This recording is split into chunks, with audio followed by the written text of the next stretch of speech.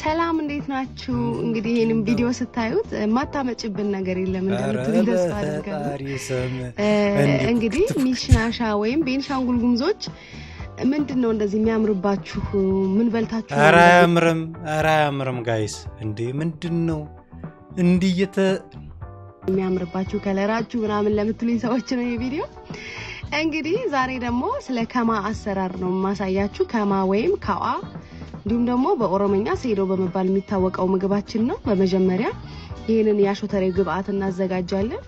ዘን ተቀቅሎ ውሃውን ልክ እንደዚህ ባታዘጋጁስ ቢቀርስ አለነው። በኋላ ባለፈው እንግዲህ ያሳየኋችሁን ቪዲዮ ላይ ያሳየኋችሁን ከማ ወይም ካኦ እንደዚህ እንለቅመዋለን።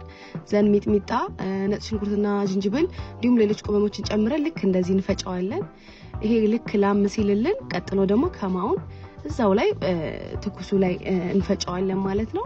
ከማው እንግዲህ በደንብ ጉልበት የሚፈልግ ነው። አክስቴ ያልተቻለችም እዚህ ጋር በደንብ እስኪልምልን ድረስ እንደዚህ ባማረ መልኩ ትፈጫዋለች። ዘን ከአንድ ቀን በፊት ቀድሞ የተቦካ ካሜራ እየተሳሳበ ነው ከበቆሎ የተዘጋጀ ሊጥ ይኖረናል።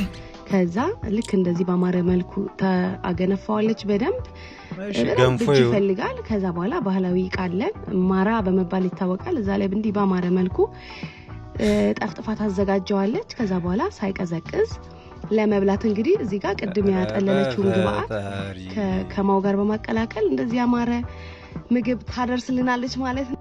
እናም ቤንሻንጉል ስትመጡ አሶሳ ወይ መተከል ይሄን ምግብ ሳትቀምሱ እንዳትሄዱ። በተለይ ለጨጓራ በሽታ በጣም ቆንጆ ነው። ቴንክ ዩ ሶ ማች።